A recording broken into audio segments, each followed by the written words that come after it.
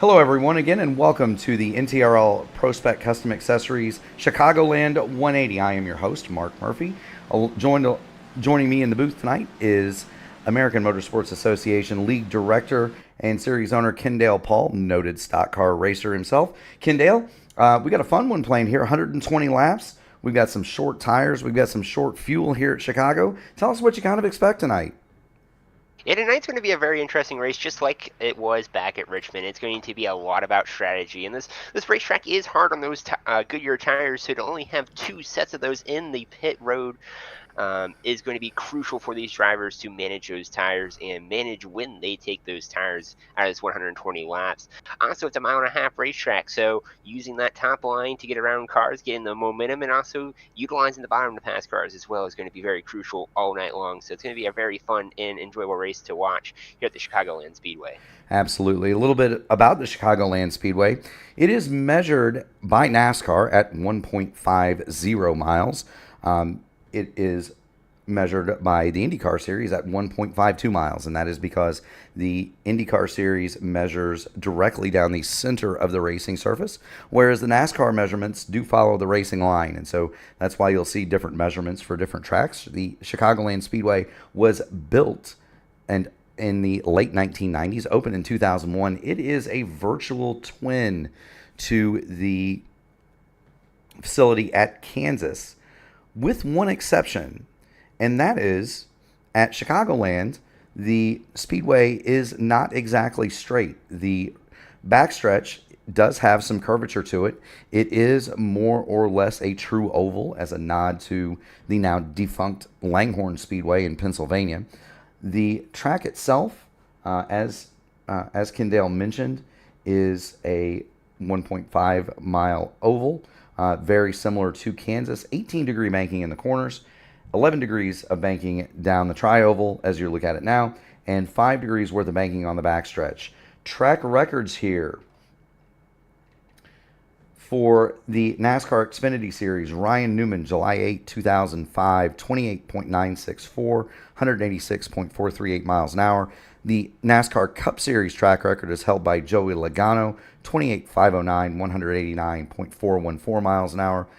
The IndyCar Series qualifying record was set way back in 2003, 24.521, 223.159 miles an hour. That is the outright track qualifying record. The outright race record was set by Buddy Rice in 2002, 24.4216 seconds, better than 224 miles an hour in the draft. And Kendale, that's hauling the mail.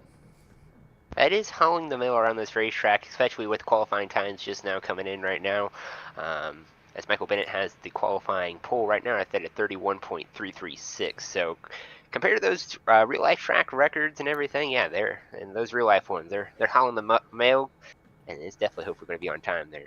One of the things that we kind of talked about before we came on the air is that, in truth, this track is, it was opened in 2000. It was opened in 2001, as we discussed. It's been dormant since 2019. The facility is still there, although warehouses now occupy part of the speedway property. The track itself still stands. It has never been repaved, and so that's why you see a lot of those times from the earlier or mid-life of the speedway, especially from the IndyCar side. The surface was very smooth. This track was built in conjunction with the International Speedway Corporation, aka NASCAR, and the Indianapolis Motor Speedway. They were partners in Chicagoland, along with IndyCar owner Dale Coyne, who owned the adjacent Route 66 dragway and dirt track. And you may see that in the you may see those facilities in some of the blimp shots. The decision, once COVID hit, was made to close the facility. Its date was moved to differing places, and so you could say that it was replaced by the Chicago Street Circuit once COVID came offline, and the pandemic restrictions ended. The Chicago Street Race, though, is rumored to be defunct. The downtown merchants do not like it. It does close off a very vibrant and busy part of downtown Chicago. There around Soldier Field, Millennium Park, and so on. And so the average people in Chicago would probably rather see the stock cars return to the Chicagoland Speedway. And there is hope that it may come back on the schedule. As I said, the facility still stands. There are some Amazon warehouses in the parking lot, but it is still there. I drove past it on my way to Milwaukee a couple of weeks ago.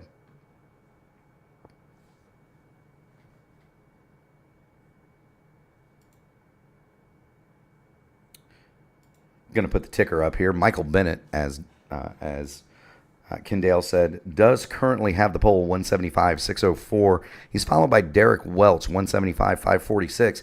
That would be your provisional front row. We still do have 6 cars yet to take time. That would be Matt Sisler, Hayden Malcolm, Chris Goins, Sean Roberts, Jarrett Woodard. Alfie Sharon Jr. just pulled his machine out onto the speedway in the 78, and so he's out making his run now. That's one to keep an eye on for certain sure. This is the second to last race before we hit the playoffs in this series, and so Kendale, you're a league owner. Playoff time gets important for these guys, and so 120 laps a day. 180 miles, the aforementioned 60% fuel and 2 sets of tires in the pits. The final race that we'll do in the regular season here in the Prospec Custom Accessories Xfinity Series is 105 laps next Monday night at Michigan. And so do tune in for that one. We also have the playoff races: Charlotte, Atlanta, Iowa, Las Vegas, and Talladega. The championship round will be held at Homestead. As for last week,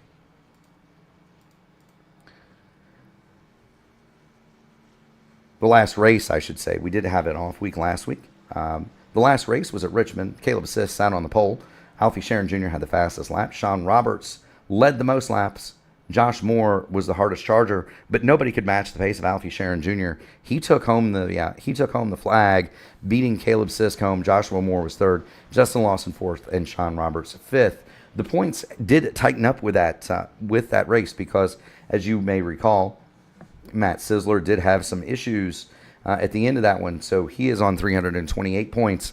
Chris Goins just 1 marker behind in second. Alfie Sharon Jr. 5 points back in third. You've got to go a little bit of a ways back to Zeth Hawley in fourth, and then Caleb Sisk is 47 points in arrears in fifth. One of the big stories, though, that we're going to be following today, it is a short field. We do have 27 cars signed in, down from the usual full field of 40. And the reason for that is many of our competitors do live in the hurricane-affected areas. Some of them have also traveled there to participate in the relief efforts. And so several names that you will see on those lists of drivers, they are not here. And that's going to leave an opening for some guys to score some points. Caleb Sisk has been one of the most competitive cars all season long. We do have 1:40 left now. Chris Goins goes to the top of the board, 31.115, 176.859. Michael Bennett remains second. Welch third, Joshua Moore fourth, and Ryan Pasacco going to round out your top 5. Still 2 cars yet to take time, Hayden Malcolm and Jarrett Woodard, although they're going to have to get going, aren't they, Kendale? Yeah, you're going to have to get going if you're going to try to take time. And I mean, I don't think they're on the racetrack. Yeah, they're not on the racetrack, so I'm going to assume they are not going to elect to not take a time here to start from the back. But again, I guess that's driver preference if they want to start in the back or try to qualify. But I believe we still do have a couple cars on the racetrack. Looks like Sean Roberts is out there on the racetrack, and he just went up to 4th. Yeah, Sean Roberts and Matt Sisler both out there. Good runs for them. Robert slots in 4th, and Matt Sisler right behind him in the 5th. That leaves Malcolm and Woodard, and I'm with you at 50 seconds left. I don't believe that we're going to see those automobiles take time. I think they're going to start in the back, of course. Give a shout out to everybody that's out there watching. Give us a comment, give us a like, give us a share. It helps out the broadcast, helps out the series.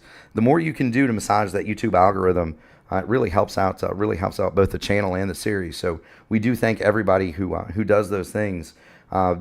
we will make an effort, if you put something in the chat, to talk about what's on your mind. So let us know what you're thinking about the race tonight, or anything else appropriate for Kendale and I to discuss.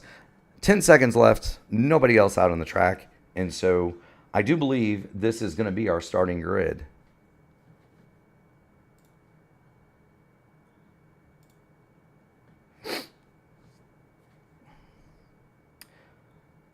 Let it count down. 3, 2, 1, and Chris Goins is going to be your pole sitter.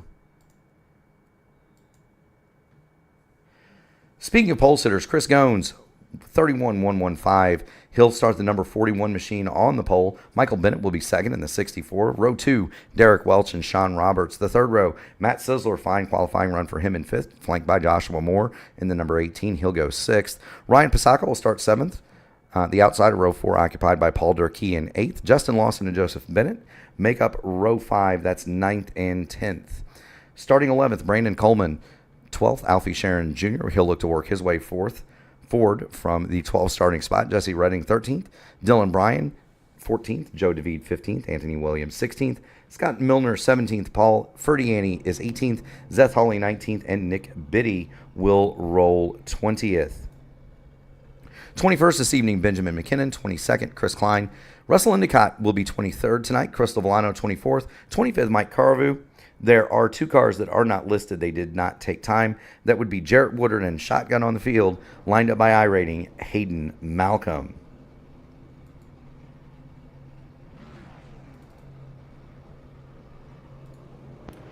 Cars are rolling away from the grid here. Behind that Mustang pace car, there is a fast repair available in this series, and Kendale and I were kind of discussing an interesting trick behind the strategy of that fast repair. Remind the folks what we've discovered about the fast repair at Kendale, Paul.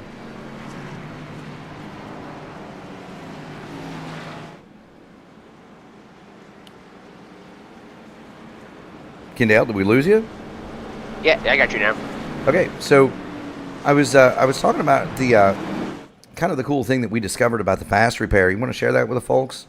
Yeah, with the fast repair, it actually, when you take a fast repair, it will give you a brand new set of Goodyear tires. So something that we may see is some intentional damage causing, so maybe hitting that wall to get that fast repair to take.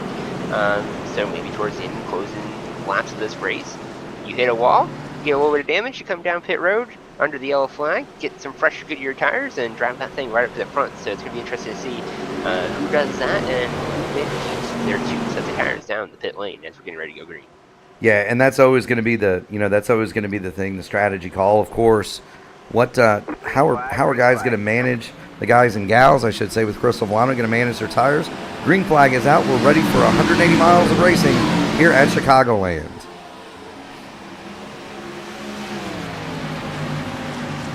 Great start for the leader up there of Chris Goins. He's going to get a 3-4 car length lead as coming down the back straightaway, they're going to battle it out. Second place has finally sorted itself out. But they are side by side for about 4 or 5 rows deep. They are indeed. Chris Goins going to lead them off at turn number 4. Lap 1 in the books. Michael Bennett second. Matt Sisler has already worked his way up to third. He is charging hard toward the front of this field. Go ahead and get a look on Matt Sisler there. He is in the teal number 93 Toyota Camry, and he pulls right back on the rear, on the left rear of Michael Bennett. And that'll get you kind of loose, and these cars are kind of loose anyway, aren't they, Kendale? All right, man. Caution is Yellow's out. Caution is out. That is Benjamin McKinnon in the number 12 Meyer Hellman's machine. And let's see what has befallen Benjamin McKinnon here. He's going through turns number 3 and 4 and just apron bad, Kendale?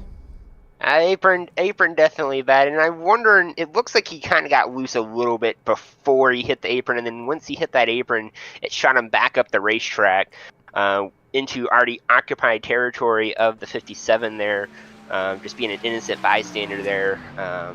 Gets a little bit of contact with him, so just a little bit of cold tire racing, it looks like maybe. Definitely doesn't help when you get the apron. No, it doesn't, and it's an unfortunate break. The good news is, Benjamin McKinnon going to be able to pull that car down pit lane. He'll be able to take the fast repair, no harm, no foul. We did see a little bit of contact from Hayden Malcolm, and so there's the strategy call. How much did you cave in the nose on the number 91? And do you need to come and take the fast repair? You just pull the car down pit lane. What do you choose to do? We're going to watch Hayden Malcolm. We're going to see some cars come in and pit. I doubt anybody is going to take tires here, but I guarantee you if you're at the back, even if it's just a lap or two of gas, that can prove extremely valuable, can't it? Oh yeah, 100% for sure, because you never know what's going to happen in these races in the course of this race, where you are going to need that 1 to 2 laps of fuel to make it to the end. So it's a very smart choice to, if you're in the back, might as well come plug in that Sunoco racing fuel can, get it filled all the way back up, have them sent back out there, because like I said, you don't know what's going to happen in the end of these races. And that's something that I preach as a team owner to my guys is no matter the situation, you save gas under the yellow flag as well. Put that thing in 4th gear. Don't make it run more than it needs to and waste as much gas, because at the end of the day, it also could save on that pit time as well. Yes, it could. And one of the things that I noticed, so Joshua Moore, Jarrett Woodard, Paul Ferdiani, Mike Corvu, Chris Klein, and Joseph Bennett all came to pit lane. The longest pit stop for any of those vehicles was Joseph Bennett. He was in for 8.4 seconds. So that indicates to me maybe a little bit of repair for some of those cars, but that's gas only. Joseph Bennett, Hayden Malcolm did take tires. We saw that machine go up on the jacks, and so Hayden Malcolm already down to his final set, and we are a hot 4 laps into a 120 lapper here at Chicago, 5 laps now. Chris Goins, your leader. Michael Bennett, 2nd. Matt Sizzler, 3rd. Derek Welch, 4th. Ryan Pasacco is 5th. Do want to give a shout out to our sponsor, Track Bar Media, tailored for small business owners. We craft dynamic social media content, custom iRacing videos, and unique merch with no minimums. Maximize your reach with our national billboard placement and meet our elite Track Bar Motorsports esports team, Track Bar Media. Affordable, impactful, and fast. Race on over to www.trackbarmedia.net now to learn more. Beadle's Custom Car Carriers creates 1/64 scale model car carriers, and we also make all of our kits in-house. We can make trucks to your specs. You can check them out. That's Beadle's Custom Car Carriers on Facebook and at Beadles on Instagram. And then finally, Davidson Builders, LLC in Cape May County, New Jersey, is a beacon of excellence in Cape May County. It stands as a testament to family values and military dedication. As a veteran-owned and operated general contractor and remodeler with over 25 years of unmatched experience, we marry quality with affordability. From tailored customizations to expert craftsmanship, we paint dreams into reality across residential and commercial landscapes. Check them out. That's www.davidson-builders.com. And then finally, our series sponsor, hey Numb Thumbs racing fans, are you looking to upgrade your ride, whether it's your truck, car, Jeep, boat, UTV, or ATV? Prospec has you covered. Locally owned and operated in Jacksonville, Florida, Duval County, Prospec specializes in high-quality accessories and installations that take your vehicle to the next level. From custom lighting like underglow and rock lights to top-of-the-line sound systems and backup cameras, we've got everything you need to make your ride truly yours. At Prospec, we bring your vision to life with precision and care. Visit them today and see why they're Jacksonville's go-to resource for all things automotive and beyond. Prospec, where quality meets customization. Working lap number 6 currently under the caution flag here for an early spin involving Joseph Bennett and Hayden Malcolm. Getting ready to put this thing back under green though, Kendale. Yes, we are. When the fuel was taking 1 to green, I want to point out the 51 machine of Chris Klein. He came back down the pit lane and topped off on Sunoco racing fuel. So we'll see where that puts him on the pit strategy sort of things as this thing sort of shakes out as we come out of turn number 4 and get ready to take the green flag. Ford Mustang pace car is going to make the hard left down the pit lane.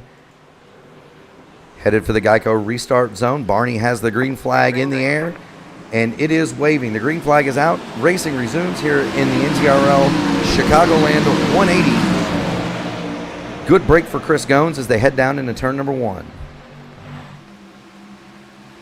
Yeah, they head down to turn number 1, and a battle for second is on. The number 93 of Matt Snyder and Michael Bennett side by side. The 93 going to get clear Going to put him back up to the second spot, the 93 up to second. Michael Bennett down to third, but they're still battling behind. Deep trouble towards the backfield. One car spinning to the grass. He might be able to save it. Looks like he does. We stay green. All sorts of evasive action. We did get the camera on Scott Milner there as he was able to evade the action. Joseph Bennett is all the way at the back of the field. Paul Ferdiani, Benjamin McKinnon back there as well. Leader still, though, Chris Goins, and there is a hornet's nest from about 6th on back. That's Sean Roberts, Paul Durkee, Alfie Sharon Jr. coming to the front, Jesse Redding, Nick Biddy all involved. That is a snarl of Xfinity cars. Toyotas, Chevrolets, Fords, it doesn't matter which one. They are all over the place back there. Yeah, and they're battling hard. Track position does matter in these mile-and-a-half racetracks, so everything that you can get on the restarts is very important for these guys. But also, you don't want to take it too aggressive and burn up those Goodyear tires, because you only, again, have 2 sets down the pit lane, as we see Albert Sherry Jr. Take on the 13th machine of Paul Durkee for that 6th spot. Well, and that's something, you know, that we kind of wanted to touch on a little bit too. The battle for the points is fierce. Now, Alfie Sharon Jr., Chris Goins, and Zeth Hawley among that top 4 are locked into the playoffs. Matt Sisler, although he is the regular season points leader by a point, is not. But Sharon would like to win that. Would like to win that too. Sometimes in these leagues, there's a little bit of money that goes along with that. There is also a little bit of prestige that goes along with that too, and it's always good to roll into the playoffs with the momentum. And so every position important for Alfie Sharon Jr., and he's just hard on the inside of the number 2 of Ryan Pasacco. He's going to get that spot, pull up in line, and next on the hit list is going to be series director Derek Welch. Yeah, you said every point matters in these playoff positions, playoff points formats. Every point does matter, and one more point you can carry into the playoffs, it's just a little bit more comfort into the playoffs, like we've been seeing in the Cup Series playoffs. Play out, every point matters. To have that buffer is very important. Matt Sisler, we were talking about earlier, he's now to the point to the race lead in his bright blue number 93 Toyota Supra. He has the point right now going to turn number 1, but battle for the 4th spot is on with Alfred Jr. and Derek Welch, and this might be a 3-man battle here. Contact coming out of turn number 2. I thought they were going to go 3 wide there for a minute. Derek Welch thought better of that, backed out of it, and he's going to get passed by Michael Bennett. So put Bennett temporarily to 4th. Now Welch going to fall back to 6th because Paul Durkee in the 13 has made it by him as well. And looking to the outside of Welch now is Joshua Moore.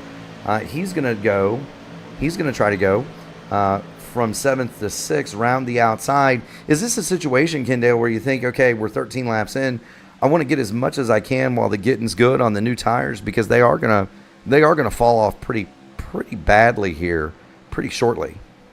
Yeah, and you kind of got to walk that fine line, being too aggressive on that and trying to get as many spots, because you do that, you're going to burn up your Goodyear tires, and your long-run pace is going to be not there.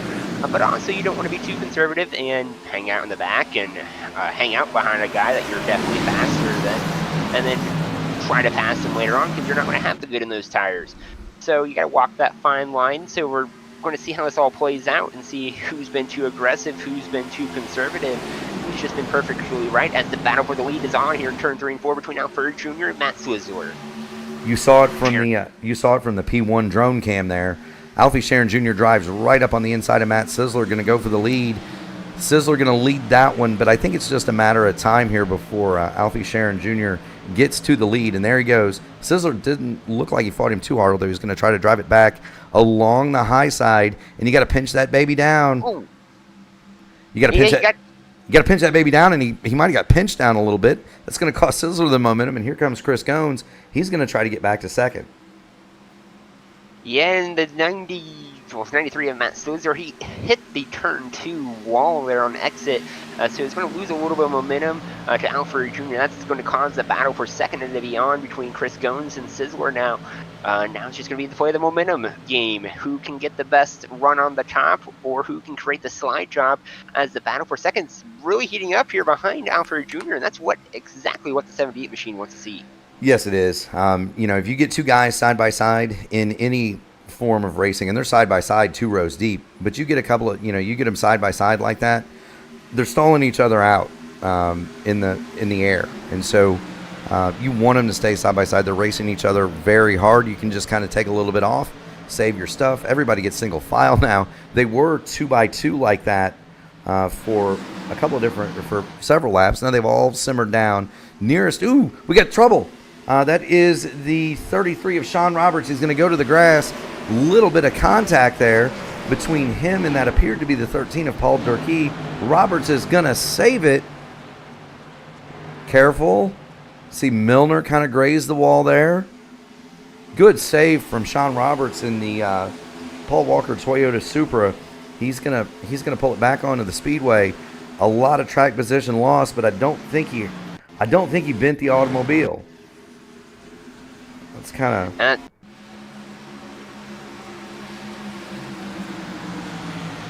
Watch here, the number 2, that's Ryan Pasacco, kind of got in the outside retaining wall, bounced off of it, and unfortunately, I think Sean Roberts might have just been a victim of circumstance there. We'll let the stewards sort that one out, but just the nature of a track where you,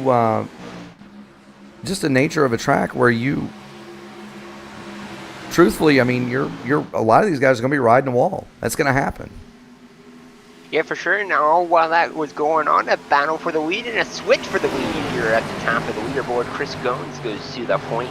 Alfred Jr. starting to fall back down the leaderboard as the 98 of Matt Sizzler goes right on by. They get back single file here on lap 20 of 120. Yeah, and you got to wonder, did Alfie Sharon Jr. He went from a starting spot outside of the top 10 and drove it straight to the lead. You got to wonder if maybe he cooked the rears on that number 78 machine, because he's fallen back to third now. Goins will lead it from Sizzler, Sharon third, and now he's got a rearview mirror full of Michael Bennett. Now those top 4 have separated themselves a little bit. You've got about a half a second back to Derek Welch, as you see there on the dynamic interval, and then Welch has 7 cars in his group. That's Welch, Durkee, Biddy, Moore, and Pasacco. And then you've got another couple of tenths back to Seth Hawley. He's more or less by himself. For 11th, you've got a pretty, well, there you see it. You've got Jesse Redding, Joe DeVede there. Dylan Bryant is the next kind of car in line. He's making a pass on Joe DeVede, and that is not a difficult car to see out there. Chrome blue with the Pepsi Superman colors on the number 8 for Dylan Bryant. You can't miss that one, can you? No, you cannot. It's a real nice looking car out there on the racetrack. But yeah, like you said, definitely hard to miss as the leaders and yellow flag is out here now, as looks like the number 91 machine possibly going for a little spin. Yeah, he's looped it. Let's see if we can't see what's befallen Hayden Malcolm here. And I think this starts a little bit. I think this is going to start a little bit before we actually saw the spin. So we'll follow him back. He's going down the tri-oval here. And they're going to haul off to turn 1. That is the 57 machine of Russell Endicott to his inside. And you've got an interested observer in the 51 of Chris Klein. And they might have made a little bit of contact, but everybody gets through it. And there's the contact with the outside wall. And unfortunately, just nowhere to go. Straight into the back for Russell Endicott, and that's enough to bring out the caution. He didn't really hit anything hard, just kind of grazed the wall, so he should be able to get back in and get going again. The issue for Hayden Malcolm, though, he's already used his fast repair. Yeah, it's going to be interesting how much damage on that right side of that vehicle. It doesn't, like you said, it doesn't look very hard. He just grazed it, and it causes that massive speed difference. And I mean, you put yourself in the 57's shoes. I've been there before. It's a helpless feeling when a car gets up to the outside retaining wall and you cannot pull the car back down to the left to give them some more room, because you're gonna have the momentum go somewhere, and the momentum is going to go to the right, unfortunately. So just a little bit of contact with him. He don't look like he has a lot of damage on that 57 machine, but overall, like you said earlier, I don't think either one of these cars have a huge amount of damage. No, and we just saw the entire field come to pit lane, except Mike Corvo, and we'll give Mike his due in the 97 22Q on the camouflage painted machine there. But Mike Corvo did not pit. Everybody else came to pit lane, and only Russell Endicott took tires. Benjamin McKinnon, of course, does not have a fast repair. He was 35.7 seconds in the box. I take it back. He does have a fast repair left, so McKinnon elected to repair additional damage without the fast repair that time. But looking at Mike Corvo, he's got 20 laps out there, so he was one of the group that stopped at lap number 4 under the first yellow of the afternoon, and he's running to a number, right? You would think he's got a set number of laps he wants to go for each stint, and he's going to run that no matter what. Would you think that's likely the case, Kendall? Yeah, I would say for sure. And I mean, you have probably a limit of, okay, if there's not a caution by this point, I'm going to shoot for this number. Anything before this, I'm not going to pit. So he has a specific number, and I mean, I like the move for the 97 machine, being in the back there for a little bit and taking all those spots to get up to the front of the field, because track position is a big key here. And nobody took tires except the number 57 machine, which he's clear in the back there. But nobody took tires, so he's on the same level playing field as everyone else on the strategy-wise.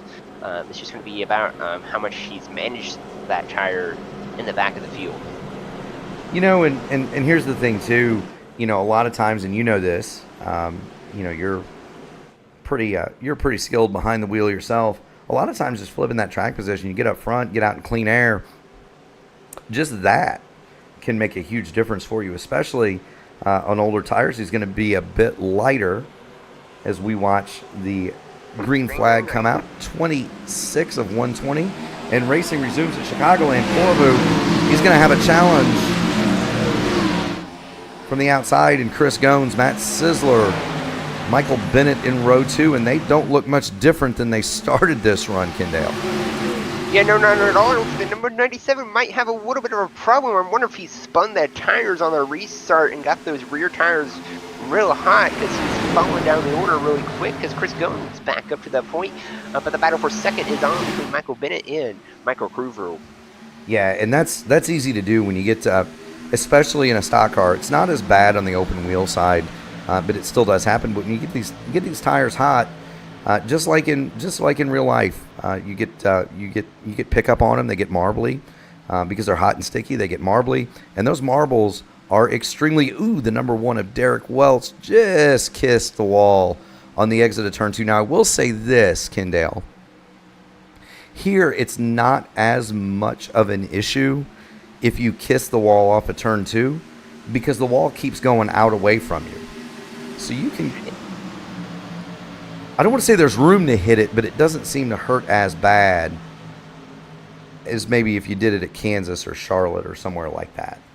Right. There's a little bit more grace to it. Like you said, it kind of goes out a little ways, so you got a little bit more room to work it off the corner, but you definitely don't want to go out there and smack that outside retaining wall, because, again, it's a 1.5 mile racetrack by the stock cars.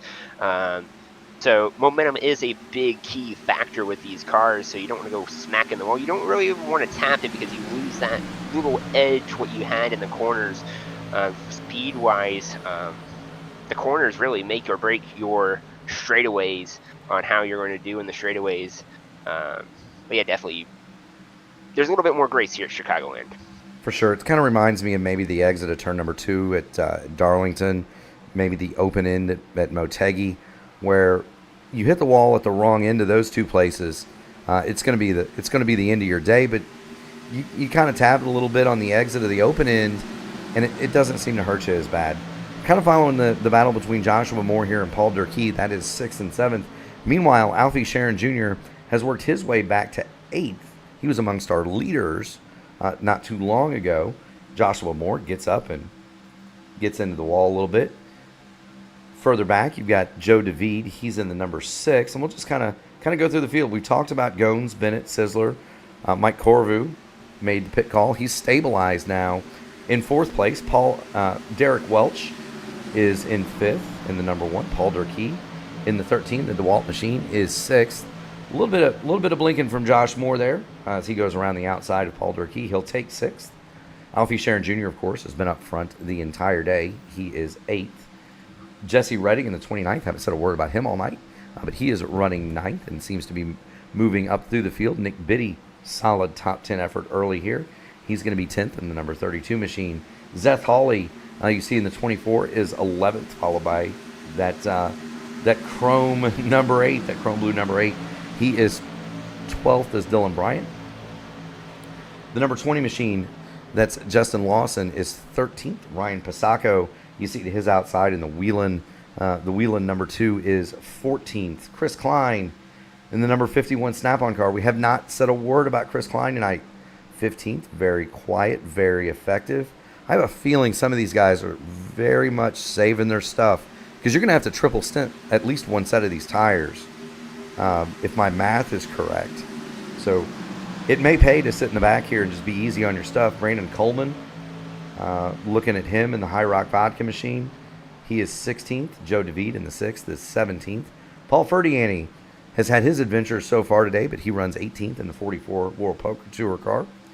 Sean Roberts in the Supra, the Paul Walker Supra, is 19th. And Joseph Bennett, he'll round out the top 20. He's in the 00, and he's got Anthony Williams behind him, followed by my favorite paint scheme in the field, and it continues to be. That is the Dan Gurney Eagle Toyota colored number 79 of Jarrett Woodard. He's 22nd. Hayden Malcolm has also had his adventures today. He is 23rd. Russell Endicott in the 57 is going to be 24th. Scott Milner 25th. Crystal Volano 26th. And Benjamin McKinnon, he had a hard accident at the very beginning of the event. He's been on pit road. He has not used his fast repair yet, Kendale, but he is currently last, 27th on the field. All cars on the lead lap, and really not a whole lot of separation. Benjamin McKinnon is just 8 seconds behind the leader. No, not a lot of separation. And I mean, I want to bring us up here to the 5th spot here. Joshua W. Moore battling it out with Derek Welch here for the 5th spot. And I wanted to point out the 18 is really the only driver to be using the line right up against the safer barrier. It's been helping him a little bit at times, but it's kind of been also hurting him a little bit. He's struggling with the exit of turn number 2. Sometimes you'll see him get up into the safer barrier. There was even one time where he smacked it pretty good, lost a lot of momentum, and I'm starting to think maybe looking at that handling of that race car, running that top line has hurt that race car just a little bit as he got a little bit tight off the exit of turn number 2. So that's battle is going to stabilize with Derek Welch going to take the 5th spot away, but there's a whole cluster of cars behind them. Yeah, there is, and you'll notice Joshua Moore does have the fastest lap of the race. It is a 31.735. That is 31.630. That is the fastest lap of the event. And you'll note that as his position marker in the scoring pylon is purple. Anytime that changes, whoever gets the fastest lap, there'll be a pop-up at the top of the screen. It'll tell us their lap time, and then the purple number will move to that particular driver. There is a battle royale, though, going on behind him. That's Alfie Sharon Jr., Nick Biddy, Paul Durkee, Zeth Hawley. They are all right in a line, and I'm with you. I think Zeth Hawley might have burned up his stuff a little bit. He was a couple of tenths of a second off the pace of leader Chris Goins that last time by. Just really struggling for grip is Joshua Moore in the 18 car. And I think he's searching for that grip too. And I mean, going up to the top of the racing track there up to the safer barrier, I mean, there's might be a little bit more grip because there's nobody running up there, but also you're taking a long way around the racetrack and burning those Goodyear tires probably just as much, or if not more.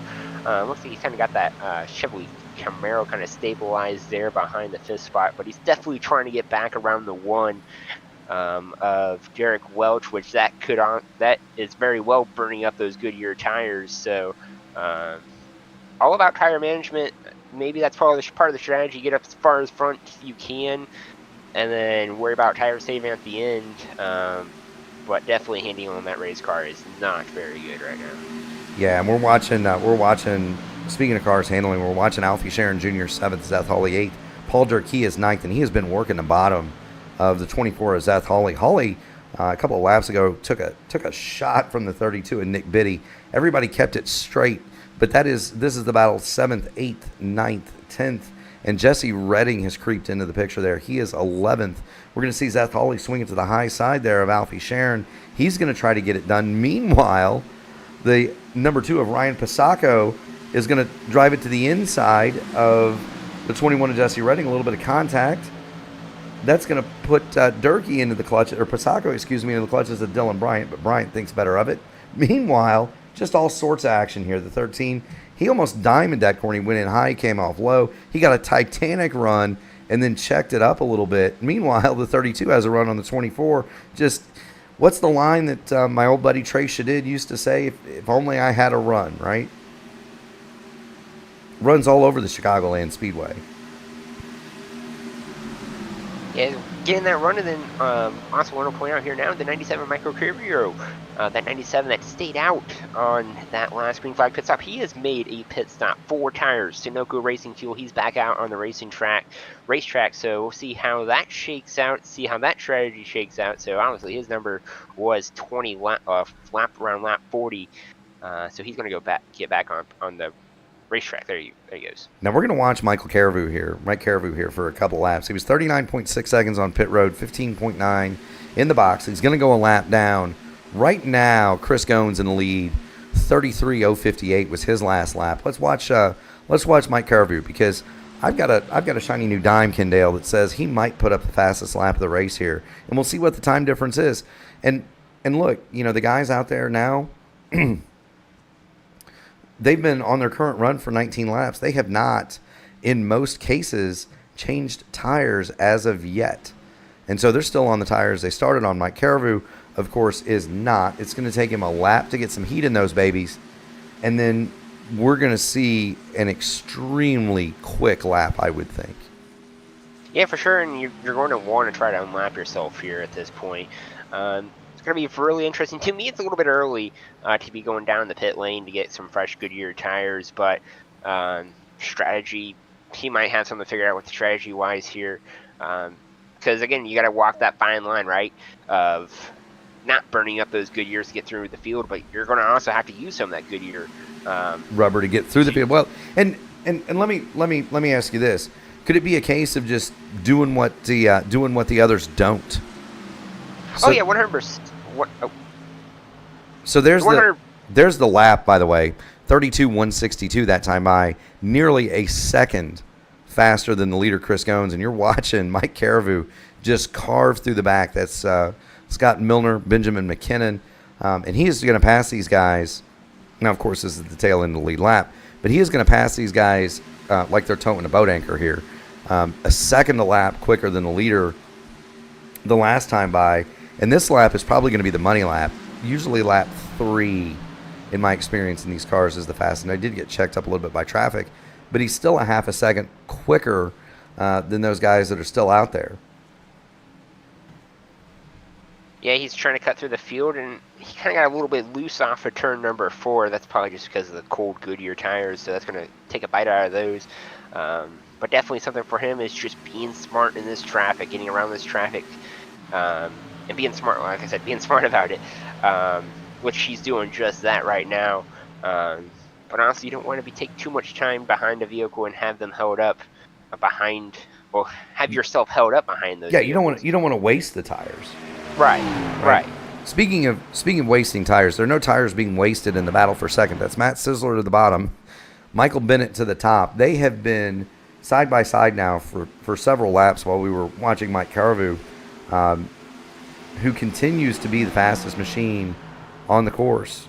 But Bennett and Sizzler have really been going at it hammer and tong. That's allowed Chris Goins to pull out to about a 2-second advantage, give or take. When you run side by side, again, the arrow on these cars, it's almost like somebody pulled a parachute on you. That's the side draft. The side draft does not speed you up. It pulls the car next to you, back to you, depending on where you put the air. And so That really hurt those guys. They lost 2 to 3 tenths a lap battling like that. And Michael Bennett going to take the position and firmly establish himself in second. But that was costly because now Chris Goins, instead of a 1 second lead, now it features a 2 second lead. Other battles on the race course. You've got a mess of guys behind Derek Welch. He's fourth. And then you've got everybody back to about, we'll show the tail end of this train. That's Sean Roberts. So 4th to 16th, all right in a line, and they are all going after it. Here's a knot for you. That's Ryan Pasacco, Dylan Bryant, and Paul Durkee, and they about went 3 wide there. Chris Klein, I said I hadn't mentioned his name. Well, we've mentioned it now. He's 13th.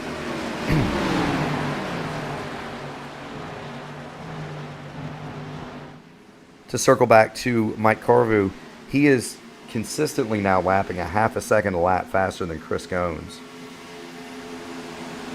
And so when this cycles out, would you think that Mike Carvu's likely going to be the leader here? I would say probably pretty close here as well. I mean, it's going to really depend. I think you probably want to get through the hornet's nest that it's in front of him to really start to solidify that. Chris Goins right now, he's coming off turn number 4, passing the start-finish line in the number 97 machine. He's just now entering turn number 4, looks like. But I would say, yes, he would cycle to the lead. How much, that's the question. And how long he's going to have that lead is going to be the other question as well. He's going to be out on these tires, for 10 laps or so. So probably by the time that Chris Goins comes down to pit lane, almost a little bit contact with Carvu and the number 11 machine there in the back, towards the back of the field of Brandon Coleman. Him just trying to get around that machine. But it's going to be really interesting how this all shakes out. His lap times are already starting to go back down to 32.4, so they might be starting to level off, and that's nothing that what the 97 wants to see right now. No, he wants to get up here, and you can see it out his windshield on board with the 97 of Mike Carvu. He's looking at his windshield at that battle from fourth back to 16th. All those cars are trading positions lap over lap, and you got to be careful here. You've got the advantage. You're a half a second a lap to a second a lap quicker than some of these guys. The problem is you don't want to burn your tires up because you got to be out on them probably for another 30 laps at least. But you also don't want to not use the good on them. Yeah, exactly. And I mean, now he's starting to get to the back of that big hornet's nest that there is laying on the back straightaway. And he's going to take the low side underneath Justin Lawson. But he also has the 2 guys in front of him side by side, and they're side by side for 3, 4, 5 rows deep. So you got to make the decision. Do you want to be aggressive and take them 3 wide, shoot it up the middle, or shoot it down the bottom? Or do you just want to waste time and sit behind them and be smart about it, not to get into a wreck, and just hope these guys single it out, figure it out? Looks like he's going to take the high side on the 13, so it's going to be all interesting how this all shakes out for him. I mean, I like the call be different from everyone else because if you follow the leader, that's all you're going to do all day is follow the leader. And now that's really true. Now I'm gonna redirect because Joshua Moore has climbed to the high side of Derek Welch one more time. We've seen the 18 doing his best to emulate the great Harry Gant, and he's finally going to make that pass stick on Derek Welch. So put Joshua Moore to 3rd now, Welch back to 4th. We've got other cars making their pit stops. Paul Ferdiani has been in, as has Scott Milner, and so they have come and taken tires. Mike Carvu still a lap down. He is now just anywhere between 2 and 3 tenths of a second a lap quicker than the leaders. So he's still quicker, but the level has started to happen. Michael Bennett has hit pit lane as we watch Joshua Moore. We'll go back and come back and watch a little bit deeper in this pack. There's no real challenge for the lead. Chris Goins And we've got cars coming to pit lane now. Wholesale fashion, Sizzler, Moore, Welch. That appears to be the number 2 of Ryan Pasacco. Everybody coming down pit lane. And I bet if we put our camera on pit road, we're going to see a whole lot of cars coming up in the air, taking 4 fresh Goodyear tires. There's Matt Sizzler. He goes up on the jacks. Joshua Moore slides through his box. So that's going to be costly. Meanwhile,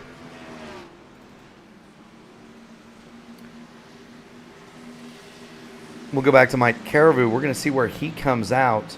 Others on pit road now. Zeth Hawley, Dylan Bryant, Alfie Sharon Jr., Chris Klein, Jesse Redding, Joseph Bennett, Paul Jerkey, Anthony Williams, Russell Endicott, Jarrett Woodard.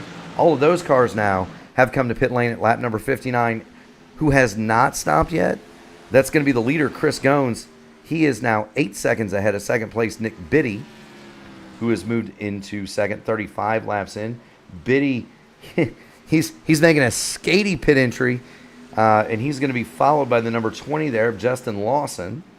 So both of them now to pit road. All eyes on Chris Goins and Sean Roberts.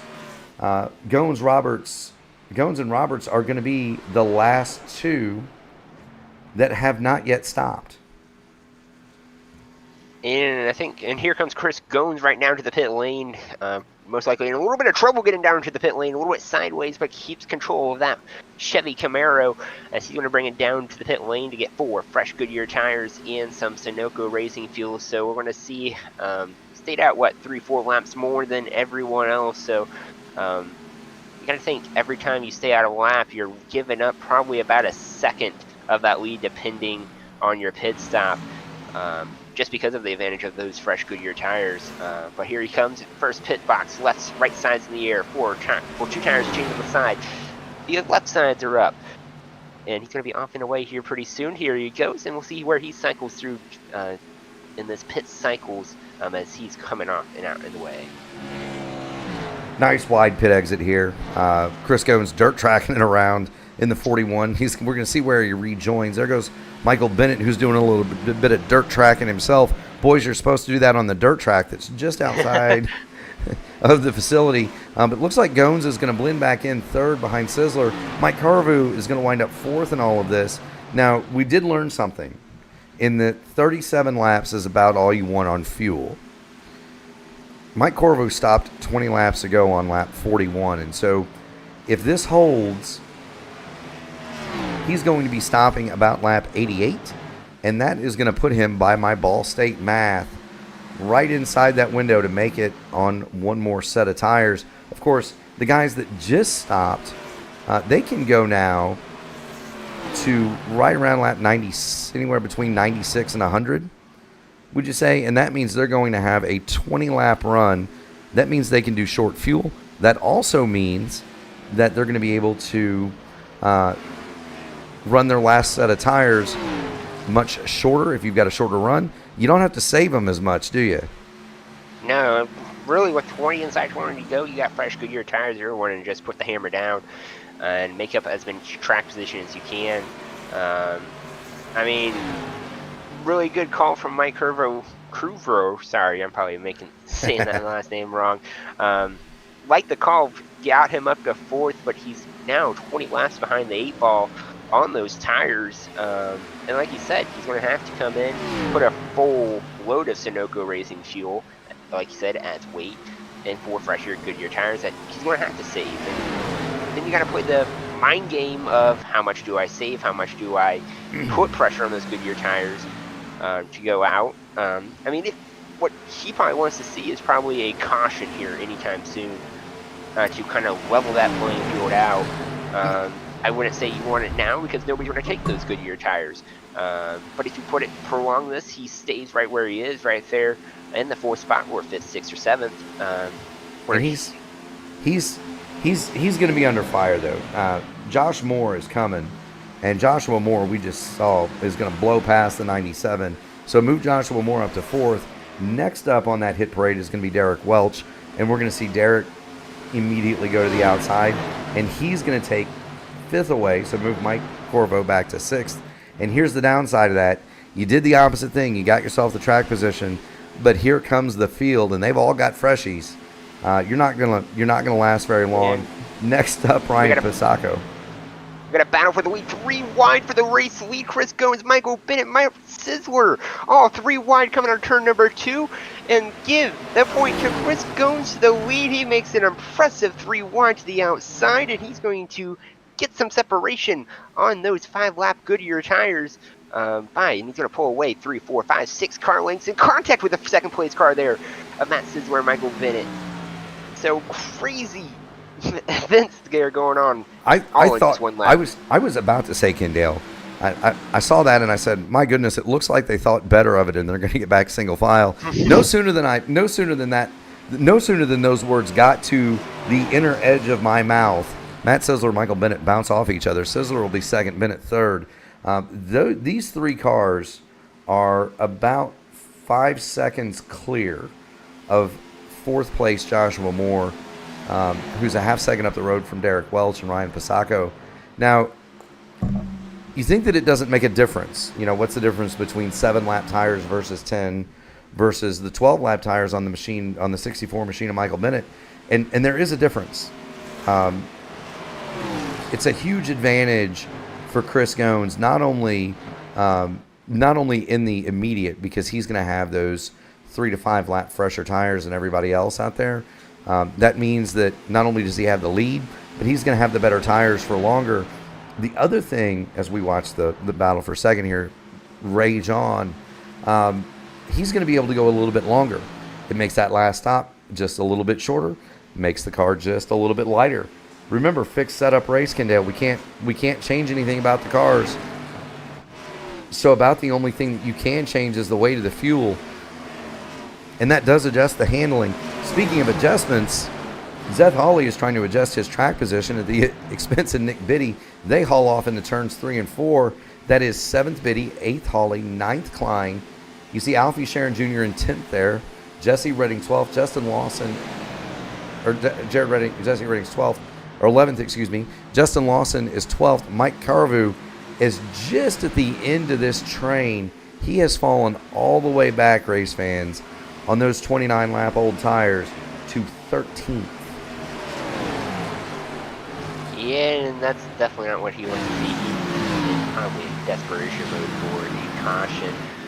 Because I think we're in the window now. If a caution does come out, you're going to see pretty much almost everyone come down and at least get some fuel, if not 4 fresh Goodyear tires. But we're kind of still on the outer edge of the window. Yeah, he's going to want to go. He's going to want to go as long as he can because he's already at that disadvantage of having to take more fuel and run his last set longer. I want to give a shout out to Whiplash SimCams for the cameras that we're using this evening. This is the drone. This is the view from the P1 drone, and you're watching Justin Lawson go by Alfie Sharon Jr. That is for 11th and 12th. Meanwhile, we'll get back to regular camera work. Mike Corvo has fallen into the clutches of Paul Durkee. Corvo 13th. Durkee wants it. Corvo has it. Durkee is on 18 lap, fresher tires. You have to excuse my Ball State math there. But he is on 18 lap fresher tires is the 13 of Durkee. And really no battle there, Kendall. Yeah, no, not at all. As I think you're talking about the 97 there. Yeah. With the older tires, yeah, there is no battle. You're just going to have to take the preferred line away and have him go out and burn his Goodyear stuff up take him on the long side of the way. Go ahead. I was going to say, is just in your thoughts, right? We're watching on board from Sean Roberts here. He is in the Supra, and I believe we're going to have the 22. We're going to have the 97 come to pit lane. So the 97 of Mike Corvu is gonna. He's calling uncle. That's the International 22Q 11.2 Foundation machine. The 22Q Foundation Mustang is going to bring it to pit lane, pull it in, and I guarantee you we're going to see that car go up. Maybe. Mike Corvu's car did not go up on the jacks, so he did not take tires. If you only stop for the 97, wow, what a strategy. I don't know if it's going to work out. I mean, if it does, this is going to be, in my opinion, it's going to be a Hail Mary like the fourth quarter for the Super Bowl. Well, Very interesting call. He's put himself back down, what, a lap down with no fresh Goodyear tires. Possibly be able to make it to the end. I don't know. That's an interesting call. it is. Maybe you're thinking late But race I like caution. Well, you're thinking maybe late race caution. You're still going to be on the lead lap. Everybody, say there's caution with 10 to go. We're assuming that everybody is going to come take their last stop when they stop in that 95 to 100 window, watching the battle between Moore, Welch, Biddy, and Passaco. That is 4th, 5th, 6th, and 7th. Zeth Hawley is just in the back of the picture there in 8th. But thinking about, that's the gamble, right? Late race caution after everything shakes out. I haven't lost a lap yet. I can come get me for Mr. Feelgoods, and maybe that's my angle to win the race. Yeah, exactly. I mean, I guess Mike Curvo, is he in the position of, does he need a win to get into the playoffs, or does he need a top 3 run to get in the playoffs? And he knows he don't have the speed, so the saying is, you can't beat them on race pace, beat them on strategy. I mean, he's doing in my opinion, the total polar opposite than everyone else on the racetrack. So if it, like you said, when these late race cautions come out, he's on the other side of that flip card, putting him in the most favorable position. Yeah, so you mentioned that Mike is 26th in the points table, so he would most certainly need to have a win to get into the playoff picture, and you have to do things like that, whether it's the Hail Melon or or something similar. You're not going to see the Hail Melon at Chicago. We saw a version of it with Carl Edwards at Kansas, if I recall, where Yep. he played a bit of carom pool with Wall in turns 3 and 4. Not so in iRacing. You can't really do that. They've got the damage model on these things now, where you hit stuff hard enough, it hurts the car too bad to even try it. The other thing is, people don't realize, and we're watching we're watching these 3 guys: Josh Moore, Derek Welch, Nick Biddy, Passaco now 7th, Zeth Hawley 8th. These guys have been going at it hammer and tong now for about 10 laps in a really enjoyable battle. And we're watching this one because Chris Goins is gone. He is 5 seconds ahead of Matt Sisler. Michael Bennett is 3rd. He is another 1.5 seconds back. And then it's another 4 seconds back to this 4th, 5th, 6th, 7th, and 8th place train. If you go back to Chris Klein in 9th, he's got Justin Lawson, Alfie Sharon with him. And we've got little knots of cars. So Jesse Redding 12th, Paul Durkee 13th, Sean Roberts is 14th. That's another little 3-car knot. And then you go back 3 seconds, you got Joseph Bennett by himself, Anthony Williams and Brandon Coleman. They're running together. That's 16th and 17th. Joe David, he's by himself, as is Jarrett Woodard. And then he's maybe got Russell Endicott within a second. Dylan Bryant has fallen all the way back to the 21st position, and he is fixing to go. These cars, Dylan Bryant and Hayden Malcolm, they're fixing to go a lap down. You saw it there at the top of your screen. That is the leader that's coming toward them, and we'll take a look out the windshield of Chris Goins. So that's about how far Dylan Bryant and Russell Endicott are from going a lap down here.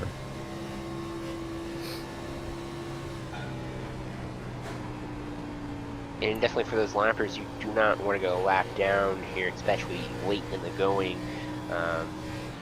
So I would expect them to kind of fight the leader just a little bit to try to stay on that lead lap. But also, you don't want to be that guy that holds up the leader. So it's going to be, we'll see what they do here, as well, probably Chris Goins probably has another lap or a half or so before he catches that lap traffic. It might be even sooner here to catch up to that 8 machine there, that beautiful 8 machine, as I should say, of that Toyota Supra of Dylan Bryant. Yeah, and we're going to go back. We're going to go back and continue to follow the battle royale over 4th, 5th, 6th, and 7th. Nick Biddy drove it all the way to the inside of Joshua Moore. Drove it deep a couple of laps ago. Couldn't quite make it stick. He's fallen back into 6th. There has been a change in the purple lap. That is now resting with 14th placed Paul Durkee, 31.527 for Paul Durkee. By the way, these cars are now roughly a second and a half off of their ultimate pace. Chris Goins hasn't fallen off quite as much as some of the others. His last lap, 32.970 to his best, 31.686. But pretty much everybody else is right around that second and a half mark, below what they were running. Mike Caravu, he's once again, he is a lap down. He does have enough fuel on board, we think, to get close to making it to the end of this deal. But he is also a lap back, and he's 10 laps into his current run. Still watching. How deep does the 32 drive that car in? Let's ride on board with him, Kendall, and tell us what you see. Yeah, he dives it down on the inside, gets right up on the back bumper of that number 1 of Derek Welch. Then he kind of loses on exit, but he will regain it right back there on the point. But, I mean, you're seeing it in front of him. All lanes of traffic are being used. So I would think you would have want to back up the corners a little bit so you get the run off. But, I mean, he gets a massive, insane run on those two guys on the entry of the corner, but he just loses it because he has to get on the gas leader in the corner. But now you got to battle now for 6th with that lap car slowing down the 32 just a little bit, but he's going to survive this one. I just want to point out the 18 there. He's the only one, besides now Ryan Pasoko back there in the 8th spot, been using that high line right up against the fence, safer barrier like we've been talking about earlier. It seems like the only one to do it. He's been really the only one to explore up there, and he's been holding Derek Welch at bay behind him. Doing a fantastic job of it. I think he's got the safer barrier figured out. Yeah, and that's a hard thing to do. There is grip up there, and especially with the way that the iRacing new oval model works.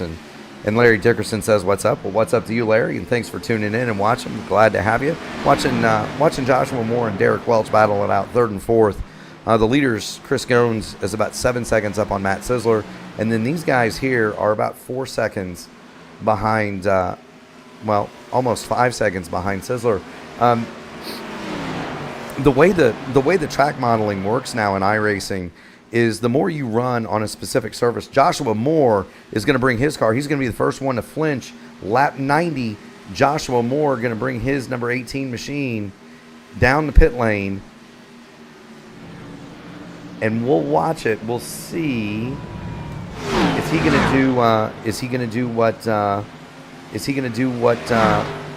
Mike Corvo did, gas only, or is he going to take 4? If I had a dime, I'd say he's going to take 4.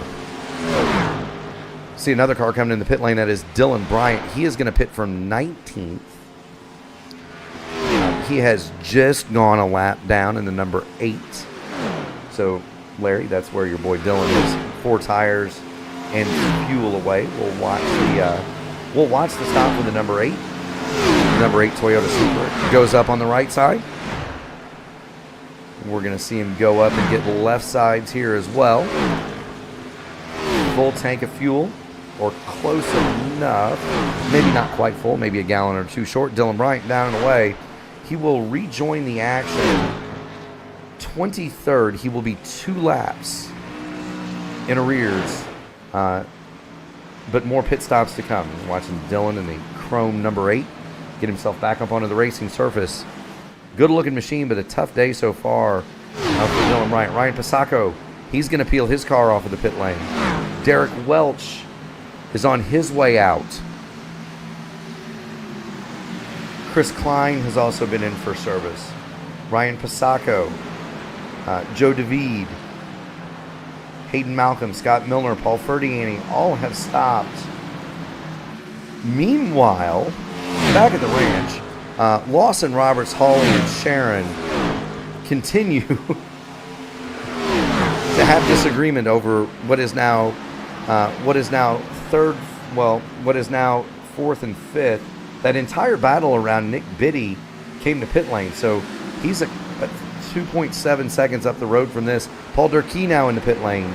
Alfie Sharon Jr., Jesse Redding. Wholesale pit stops here with 26 laps to go.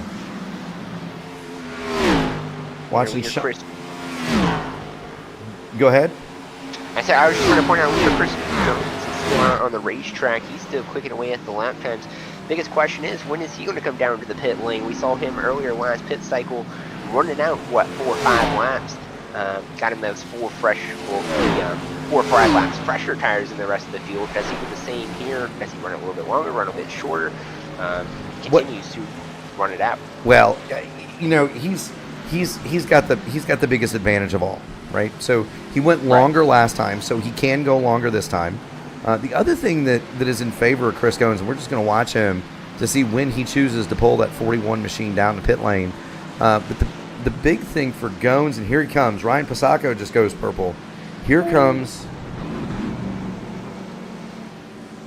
Chris Goins, the 41 People Teams Chevy Camaro. Blue and white colors on the leader. But he has the advantage because he has such a huge lead. It doesn't really matter if he's a second a lap slower for 4 or 5 laps. He'll just gain it back on the back end. Sean Roberts also going to bring the Supra to pit lane. Tires going on Chris Goins. Meanwhile, and we're going to watch and see where he blends out.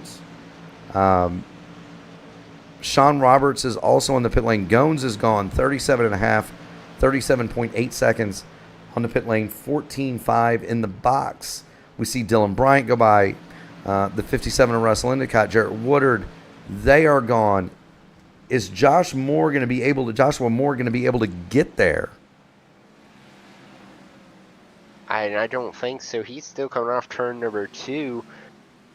The fantastic pit stop by the 41 of Chris Goins. I'm looking at the delta time on the pit lane.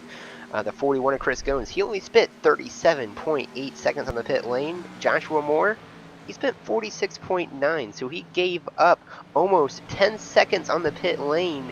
So that is going to explain why Chris Goins retains the lead, because Joshua Moore took a little bit slower down the pit lane, just by probably entering or exiting that pit lane. He did, and here's the other thing.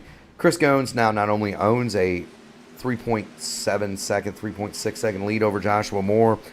Chris Goins also has the freshest tires out on the speedway, other than Sean Roberts. Roberts, though, he went all the way back to 14th on that exchange, 15 seconds, almost 16 seconds in arrears to the leader. Chris Goins, though, he maintained the lead. He did not lose the lead during the pit cycle. Sizzler has now gone to second.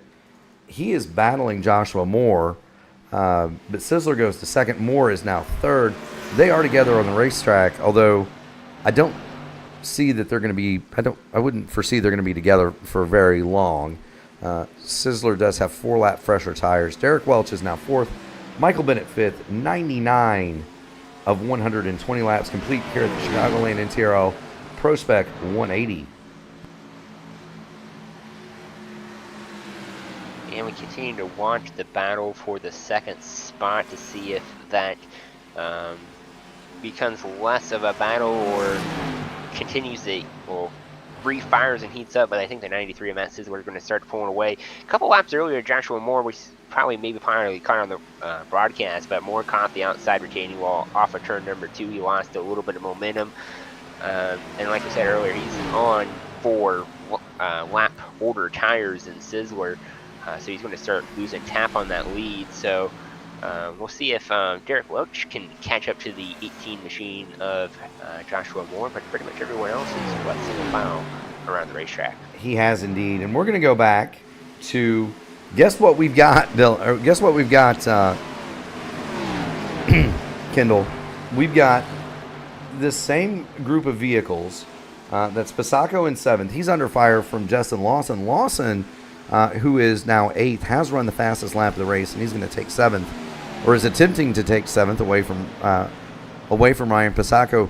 But this group has reformed more or less. Lawson and Pisacco have about a half a second on Sharon, who you see on your screen.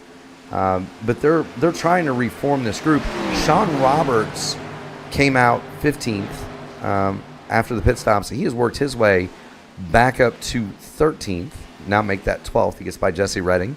But we're gonna watch this. We're gonna watch this battle, and I tell you what. Let's go back and look at Sean Roberts.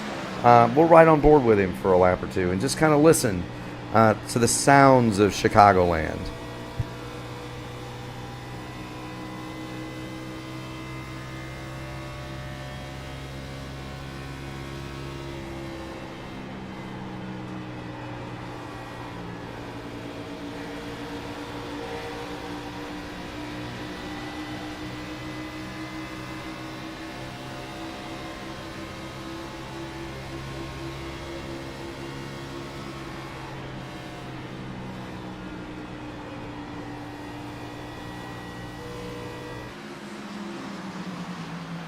I love that gyro cam, Kendale.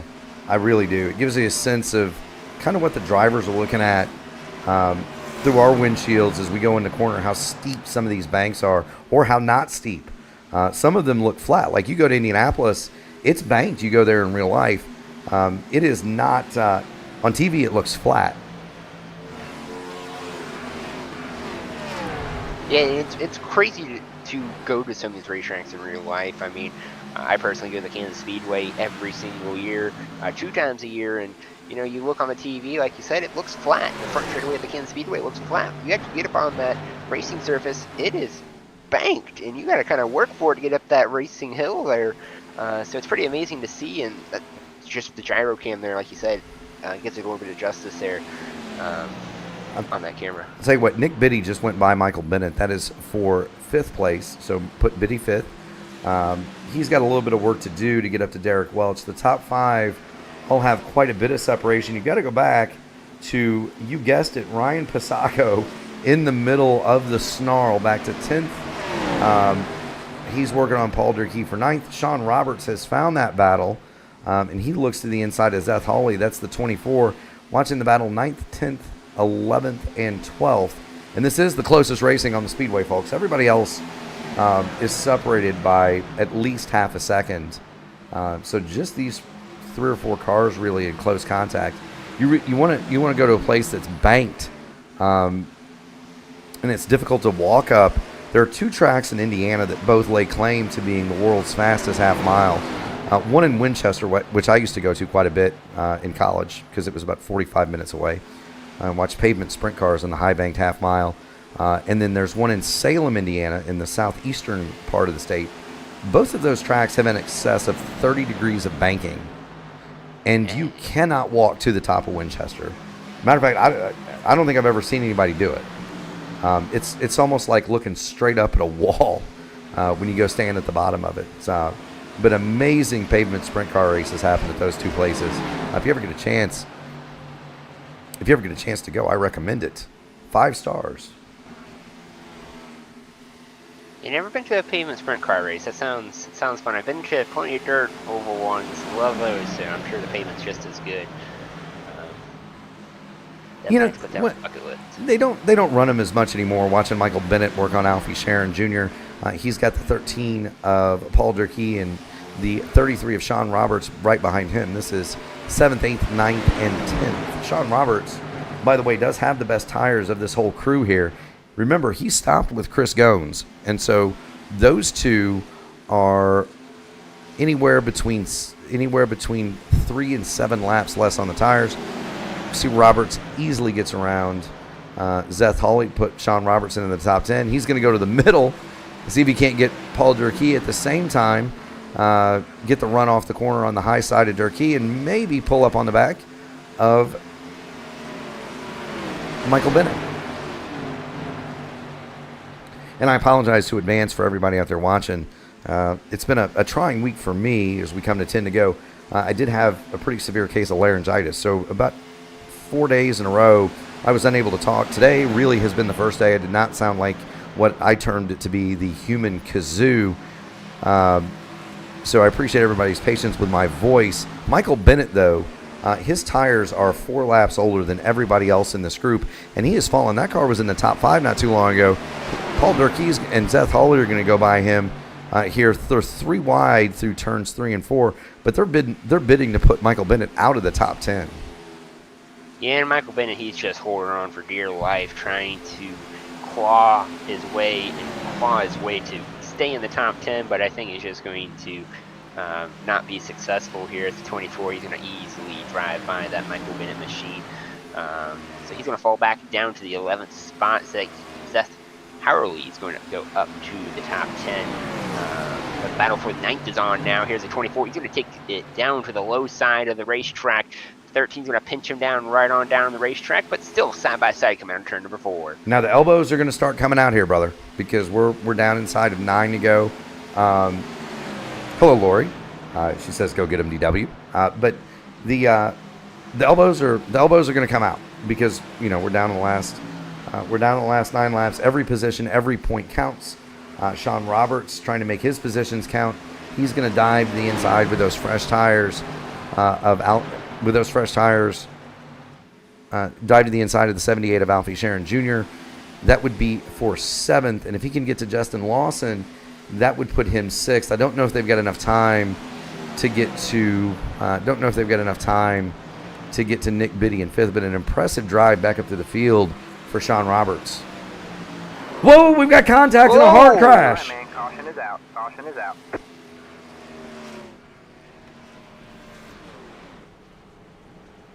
And you saw it live, folks. Alfie Sharon Jr. and Sean Roberts were racing hard. That was for 7th and 8th. Contact ensued, getting off of turn 2. Both of those machines, heavy damage. Sean Roberts and Alfie Sharon Jr. both have their fast repairs, and so we'll watch as Sean Roberts brings that crippled number 33 machine back to the pit lane, and you'll see it snap right back together. That's the magic of iRacing. But a tough break for Sean Roberts. He's going to have to go to the back to tie up one other loose end. Mike Carvu did stop and take his final set. As it turns out, 9 laps too soon. Yeah, so this is going to make everything a lot more interesting. Chris Gones' lead of 3 seconds now gone. Flush that down the toilet. But the only thing that's going for him is he does have the freshest tires out of the field. That's probably 4 or 5 laps to the good for him. So that's good news for him. He should pull away nice and easily, but I don't think that's where it's going to make it that easy. Yeah, and here's the thing, right? So Alfie Sharon Jr. and Sean Roberts just came in. Both of them took their fast repairs. Remember what we said at the top of the show about fast repairs. I don't think they're going to have enough time. There's going to be, 3 to go here when we get the restart? Yeah, pretty close. So we're going to have we might get a 4 lap because we're seeing the lucky dog go now. So usually they're going to give the lucky dog 1 lap to pit. So that would mean we're going to see the green in 2 laps, right? So 3 to go. Do want to thank everybody out there watching, by the way.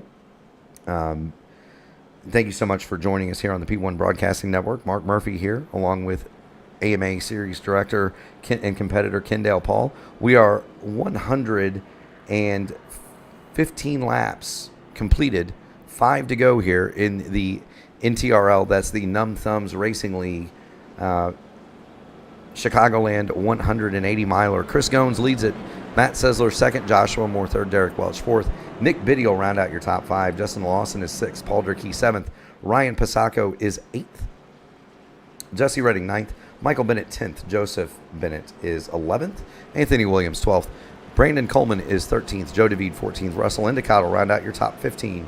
He's followed by Zeth Hawley, Jarrett Woodard, Dylan Bryant, Benjamin McKinnon, and Chris Klein in 20th. Sean Roberts, who was just involved in that last accident, is now scored 1 lap down. in 21st, Paul Ferdiani 22nd, Alfie Sharon Jr. 23rd. Both of those all three of those cars, 1 lap down. 2 laps down, Mike Caribou, who was on an alternate strategy, Hayden Malcolm, who had early trouble, and Scott Milner. All 3 of those cars, 2 laps down. Crystal Volano has retired from the event, and she will be scored 27th on the evening. Do want to thank everybody out there for watching. If you could, hit the like button, smash the subscribe, get all the notifications, ring the bell for all of the action coming to you on the P1 Broadcasting Network. Tomorrow night is the signature broadcast on P1. That is the Indy Oval Fixed Top Split broadcast. So looking forward to that. I will be in that race. Gary Godso, my broadcasting partner and partner in crime, and sometimes frenemy. But Gary is over. He's going to be doing the International Sim Racing Association truck race this evening. That'll be at 9. Check the time. It's 9:30, 9:45. So he'll be starting up here very, very shortly. So if you wanted to get more iRacing action in, you can tune in. You can tune in our good friend Gary Godso a little bit later, and then Wednesday we'll have the NASCAR Oval Series. That's the votive guys. They'll be at Pocono for 100 laps, round 4 of their IndyCar series. Also on Wednesday, the BRL Truck Series from Kansas. So right up your alley there, Kendale. They'll be on Wednesday as well. The truck race tonight, by the way, Watkins Glen, and that ought to be fun. A lot of those guys that run in that series, and we're going to have the lights out, a lot of the guys that run in that series are from the Lionheart IndyCar series, so highly skilled road racers. Going to take on trucks at Watkins Glen. The green flag is out. Racing resumes. 3 laps to go to decide it all here at Chicagoland. Chris goes to the healthy lead going to turn number 1. The 18 of Joshua Moore just barely clear of last. Everybody's going to go back to the side-by-side at our turn number 2. They're going to be side-by-side, rocking and shift down the back straightaway, but the 18's going to get clear of the 93. He's going to get to his preferred line at the top side, but Chris Gomes is leading it off, turn number 4. He is. He's going to come and get 2 to go, and I don't... Turn number 4, 2, 3, 4, 5 cars crashing together, but we stay green. They go single file back out, and chaos towards the back of the field as they all flip into the void, but the yellow flag is out now. They did not quite get back, and there were a ton of cars involved. I did manage to get back to Sean Roberts, and we're going to see what happened to Sean, and maybe we can get a good look. We see a hood. That is the 21 of Jesse Redding that you see hard in the fence, along with the 51 of Chris Klein. And so I think this is going to be guys 3 wide and just running out of real estate. That's Michael Bennett to the bottom, Jesse Redding in the middle, and you've got the number 2 of Ryan Pasacco at the top. And look at how they accordion together right into the middle. A little bit of contact. That's 3 wide. That's hard racing. And then a hard impact from Bennett into the 21 machine of Jesse Redding. We saw the number 5 car. That is Anthony Williams. He got a piece of that. And then almost made it through for the 51 of Chris Klein. All of those cars, I believe, other than Sean Roberts, who had kind of a late impact in there, all of those cars do still have their fast repairs. Not a lot of fast repairs have been used in this one, so they'll have a chance to come to pit road. And you're seeing the 21 of Jesse Redding do so now. It comes off of the pit lane, but you're going to see a lot of guys come in. They're going to take the fast repairs. They're going to have to go to the back, but they do get that reset of tires, and we're going to have Kendale Paul a what? A NASCAR overtime. We get 3 attempts at that. I know it's probably everyone's favorite in the chat. NASCAR overtime. It's a 3 green, white, checkered finish. So you only get 3 laps of green, 2 laps of green flag racing to get it done. So it's going to be a mad dash to the end. It's going to be fun to watch. And do we use all 3 attempts? I don't know. Hopefully not. It's going to be a fun one. It's going to be awesome. It is definitely going to be fun when it's going to be awesome. And you saw Matt Sizzler riding around on the bottom of the speedway. You see other cars in the back there. That's going to be the 20 of Justin Lawson and the 11 of Brandon Coleman. Cars riding around on the apron. And they're doing that because they last stopped, in Matt Sizzler's case, 27 laps ago. Josh Moore, 31 laps. They do not want to come in and take fuel, but they're getting along into the edge of their fuel run.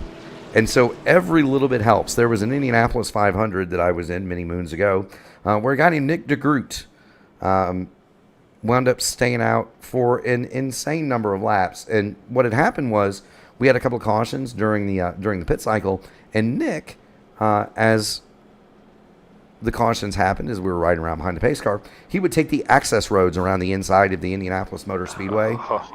And essentially, instead of running 2.5 miles under caution, he was running 2.2 miles under caution. And while you do get much better fuel mileage under yellow than you do under green anyway, it is every little bit helps for sure. And so if you can save a tenth of a gallon here, a tenth of a gallon there, if it's close, that might be the edge that gets you to the finish line while everybody else runs out. So that's why they're doing that. That's why you see those guys going down to the apron around the speedway. They're going to be very close on fuel here.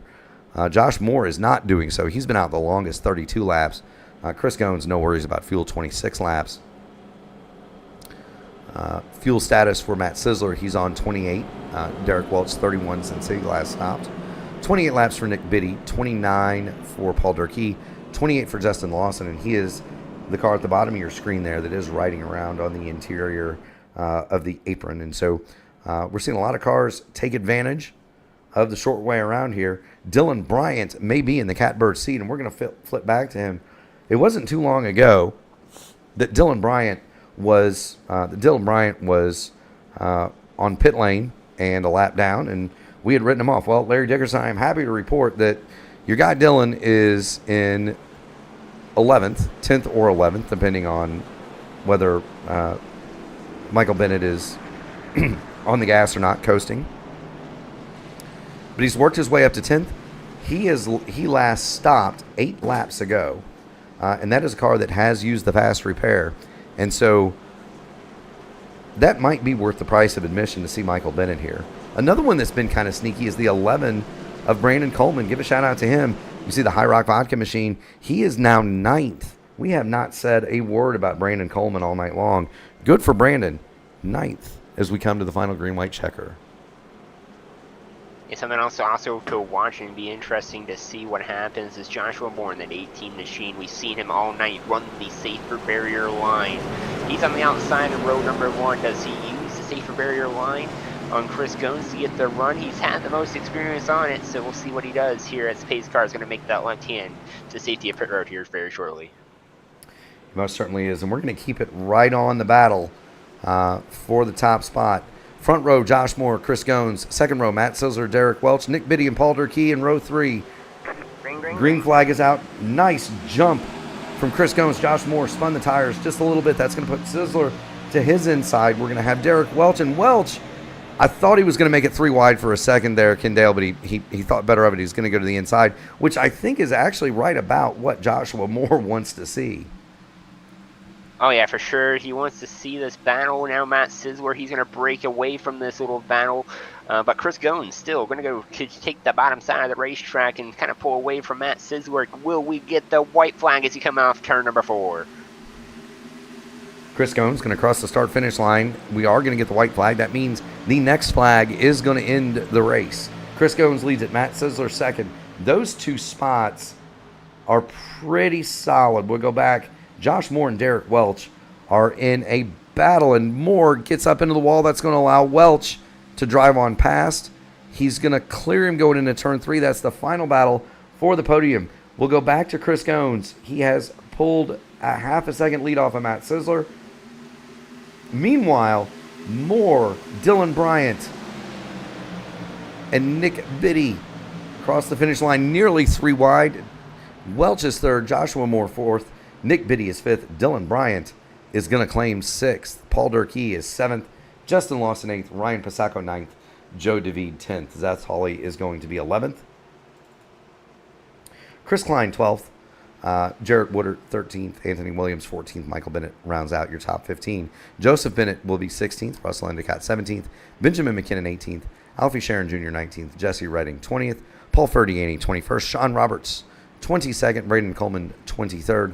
Mike Corvo, Scott Milner, Hayden Malcolm, and Crystal Villano round out the 27-car field. And I'd be willing to bet we're going to see some donuts from Chris Goins.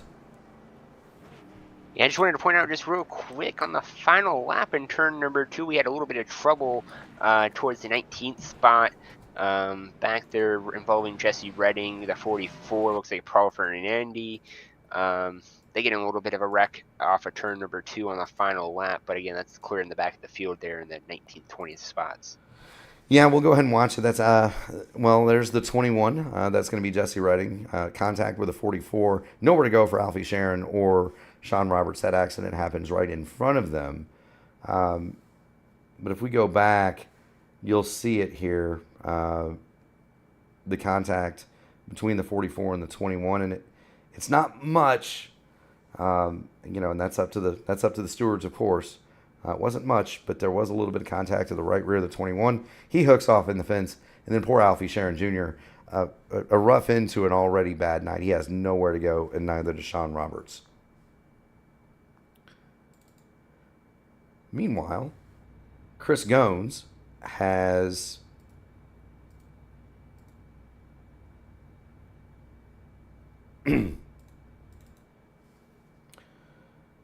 done his burnouts and exited. You see him. You don't get to go to victory lane here, but you do get to hang out on the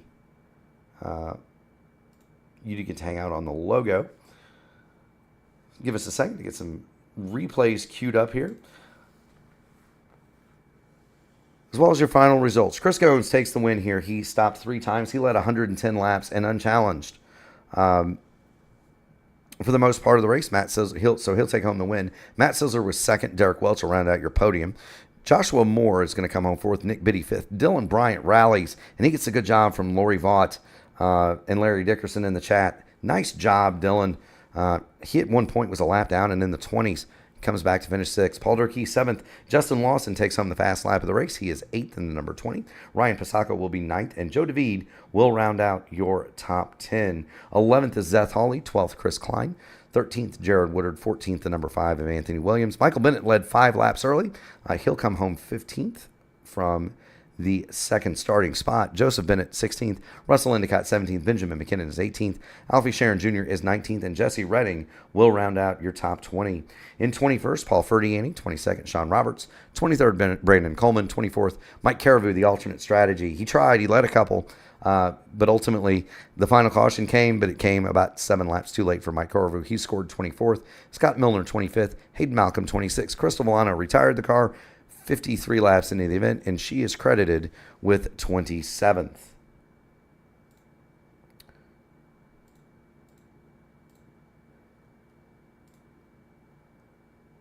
We'll go ahead and see if we've got anybody in the interview room here.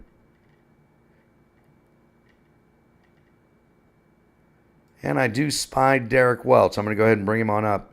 Derek Welch, Mark Murphy in the P1 Broadcasting booth. You got a copy? What's up, guys? You know, I tell you what, Derek, we spent more time, I think, watching that group that you were racing in than we did than the leader. Chris seemed to have a gear that not everybody else had. Meanwhile, you had a lot of fun in that pack. Tell us about your day. Oh, well, I was just trying to conserve my stuff and not trying to win the race because I didn't have no practice. I got here the last second, and I was really just trying to conserve my stuff, not really pushing it. And last 20 laps there, I decided to push, and I was fighting with Josh Moore all night long. I just couldn't pass him. As soon as I pass him, he'll pass me right back. It was just back and forth all night long with him, but yeah, it was a great time racing with Josh all night, and he raced me clean, and hopefully I raced him clean, and finally I got top 3. Good Lord, I just seem I had no luck lately, just getting in wreck after wreck after wreck, but glad I finally got one tonight. Well, the luck did fall your way tonight, Derek. Congratulations on the bottom step of the podium. Kendall Paul, any questions for our third place finisher this evening, Derek Welch? You talked about not finishing at the top 3 here recently, and we now go, to the regular season finale next week. I believe Mark said it was Michigan where you go. Do you hope to carry the momentum that you got here tonight, finishing third? Do you hope to carry that into the regular season finale and into the playoffs? And how are you going to keep that momentum going? Well, I hope so. Me being owner of this league and trying to admin the race while I'm racing this, I don't have high expectations for myself.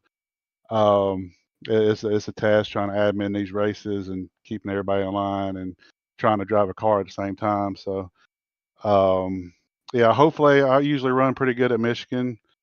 It's one of my favorite tracks. So hopefully I can keep the momentum going into playoffs, and hopefully at least get a top 5 in these points at the end of the season and hope for the best.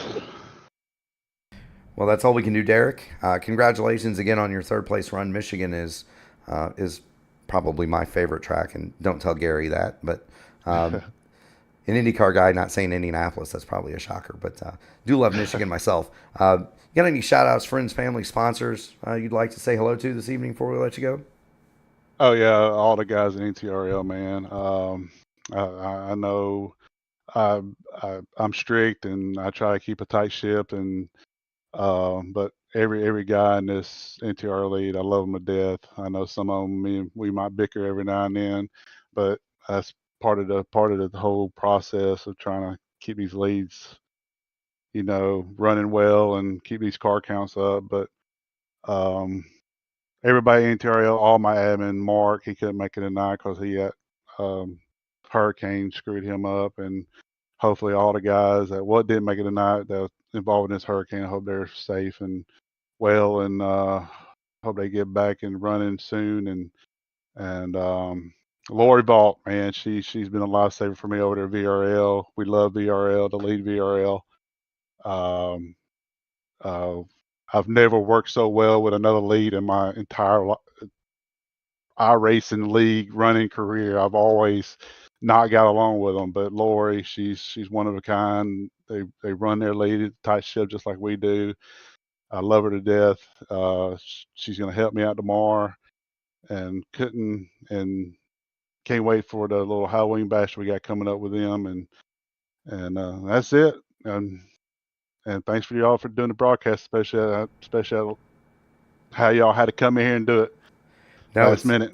It's Derek, it's absolutely our pleasure, and we thank you for joining us tonight. We thank you for the opportunity to call it. Keep going fast, having fun, my friend. We'll see you next week. All right. Thank you, guys. Yes, sir. That is Derek Welch. He finishes third on the evening. Next up, we're going to have Matt Sizzler. Give us a second to grab Matt. Matt Sizzler, Mark Murphy in the P1 Broadcasting booth. You got a copy, sir? Hello, Mark. Nice to talk to you. We're seeming to make a habit out of this. You brought the Birdies machine home second today. Pretty good run. Tell us about your day. It wasn't clear until probably that last stint that you had second locked up. But tell us how you got there. It's just loving Chicagoland, and I must have run at least a couple hundred laps of races here, in both in officials and leagues, and even with the tire refreshes and stuff, it's one of my favorite tracks. So, it's just knowing the track surface and really keeping the tires on the car. Like that first run, even after the fuel stop, like I knew we needed to save tires to make it to where we could get it on 2 green flag pit stops. And we almost did that. And I think it was between the first 2 runs, I was saving fuel, just trying to stretch it, because I knew if you could take the freshest tires later, you'd have a better chance at the end. And I don't think anybody was catching the 41. He had a rocket in the back of that Chevy, but gave it everything I had, and then we were lucky to restart where we restarted on that last one. I got clear the 18 off 2, and you saw Gonesy. He weaved down the backstretch, pulling a little Indy 500 magic, and I tried, but he had the better tires. I didn't, I had to hope for a miracle, and it wasn't going to happen. But all after everything, getting those 2 cautions, to bunch everybody back up when I really didn't want it, being out there by about 5 seconds on the 18. I'm very happy to bring the Three Birdies Golf Company Supra home runner up today. Given the circumstances, given how fast Chris was, that's really the best we could hope for. Gotcha. Kendall Paul, do you have any questions for Matt Sizzler, second place today here at Chicagoland? I'll kind of ask kind of the same question that I did. Can't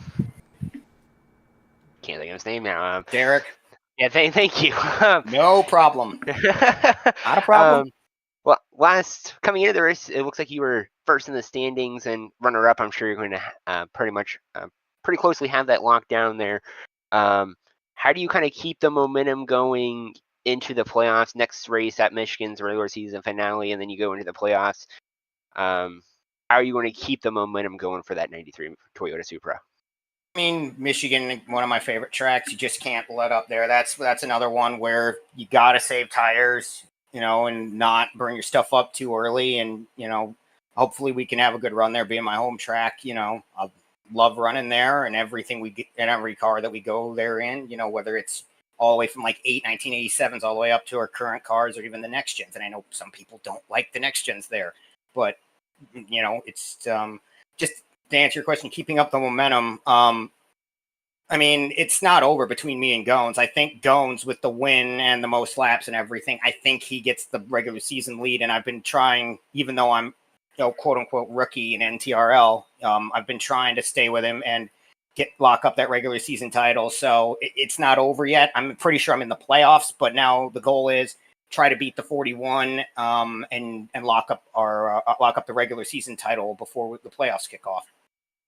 Absolutely. Well, good show today. By my calculations, you're either going to be tied with Chris, or he's going to have a 1-point advantage going into Michigan. So everything to play for.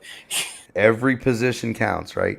But thank Absolutely. you so much. Thank you so much for joining us, Matt. Do you have any friends, family, sponsors you'd like to give a shout out to this evening? The floor is yours, sir. I mean, Three Birdies Golf Company, our sponsor on the car, my cousin-in-law's business. They make great stuff. I'm actually wearing one of their polos right now, one of their golf polos. They have a great line of stuff over at threebirdiesgolf.com, and go check them out, guys, if you want to. Like I said, they got a lot of cool stuff over there.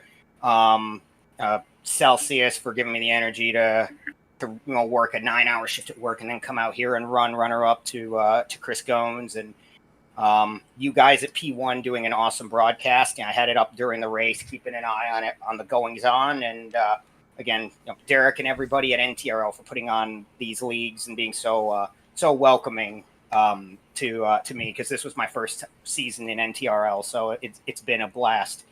Also to Trackhouse for those numbers. So little fun fact for you. I think Chris Goins and I both use Trackhouse font for our cars, except mine doesn't have the slash from normal. But sorry, off track. Thank you guys again for doing an awesome job of broadcasts. No, well, we do appreciate it. And thank you guys for putting on an awesome race.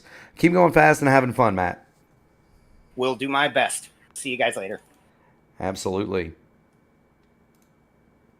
So that is second place finisher, Matt Sizzler. And we'll go ahead and bring up Mr. President Chris Gones. Mr. Gones, seems like we've had this discussion before. Welcome back to Victory Lane, sir.